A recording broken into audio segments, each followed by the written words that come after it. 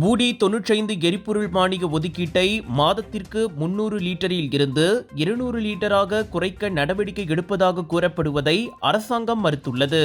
மேலும் வதந்தியை பரப்பும் வைரலான சமூக ஊடக செய்திகள் பொய்யானது என்பதால் அதனை அரசாங்கம் நிராகரித்துள்ளது.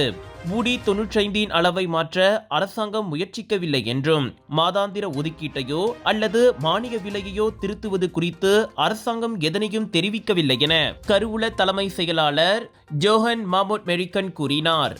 அண்மையில் புதிதாக அறிமுகப்படுத்தப்பட்ட இலக்கிடப்பட்ட எரிபொருள் மானிய ஒதுக்கீட்டை மறுபரிசீலனை செய்ய விரும்புவதாக அரசாங்கமோ அல்லது தாமோ தெரிவிக்கவில்லை என ஜோஹன் தெரிவித்தார்.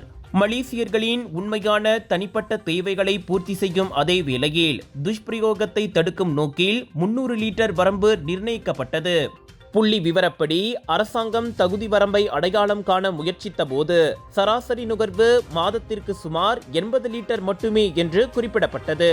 ஆனால் வரம்பை 80 லிட்டராக வைத்தால் அது சராசரியாக இருப்பதால் பாதி மக்களை மட்டுமே எட்ட முடியும். 180 லிட்டரில் 99 விழுக்காடு நிரப்பப்படுகிறது. இதுவே 300 லிட்டராக இருக்கும் போது 99.3 விழுக்காடு உள்ளடக்குவதாக ஜோஹன் சுட்டிக்காட்டினார்.